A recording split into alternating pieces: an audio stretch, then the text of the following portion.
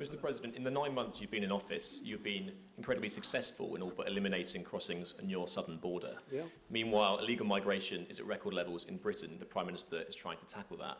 What advice would you give to the man standing next to you on trying to stop illegal migration in Britain?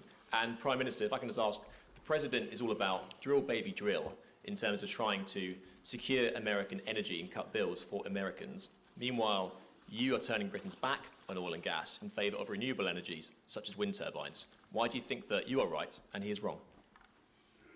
So we had millions of people flowing in, totally unchecked, totally unvetted from the Biden administration.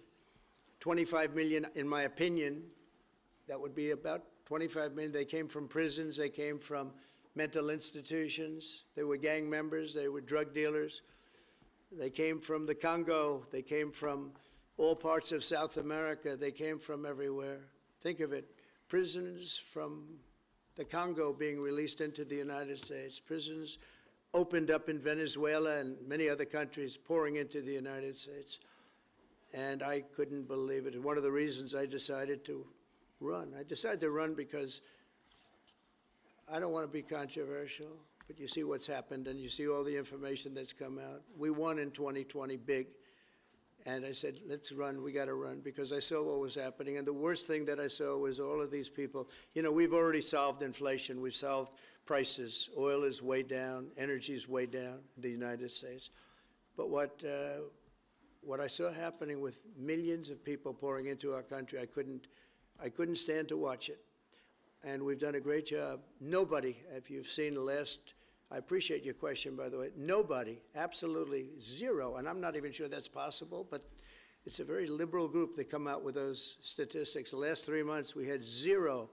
From millions of people a year ago, we had zero people enter our country illegally. And we do have people coming in legally through a legal process and testing and lots of other things.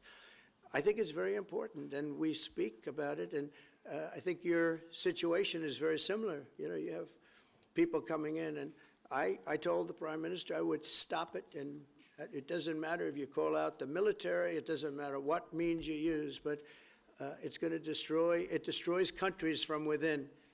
And we're actually now removing a lot of the people that came into our country. It's a very hard chore. We were given a very, very bad hand.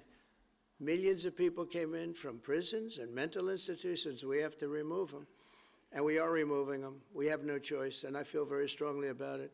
Thank you very much. Jack, let me just deal with the question of returns, because this is obviously an issue we're taking incredibly seriously. We've struck a number of deals both on cooperation with other countries, because this is a problem right across Europe, to tackle the problem of actually breaking up the gangs that are running this trade. We have had a record number of returns, over 35,000 now since we came into office. That's the highest number for the best part of 10 years.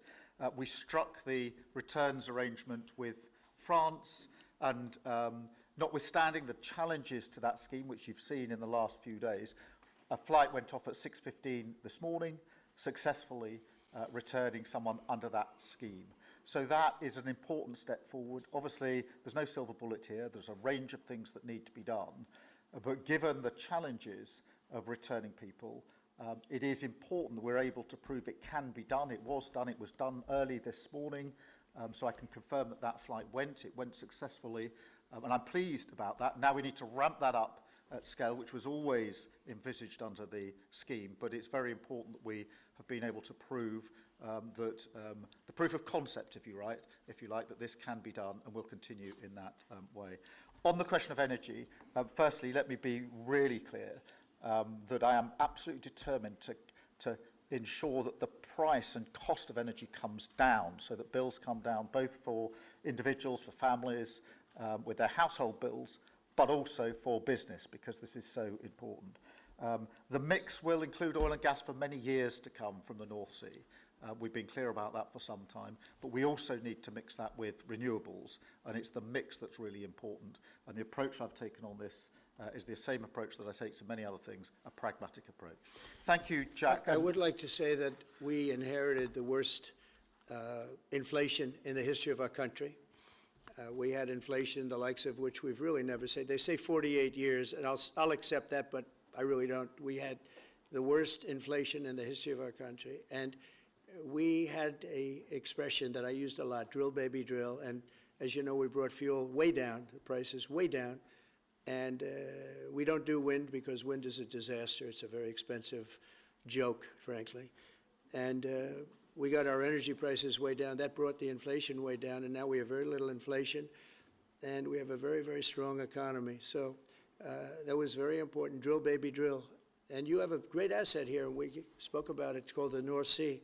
The North Sea oil is phenomenal, and I hope, because I love this country, you know. My mother was born in Scotland, and the Hebrides, Stornoway, that's Syria, Scotland. We were talking about it. And I want this country to do well. And you have great assets that you're going to start using, I believe, under this Prime Minister. Thank Thank you. you.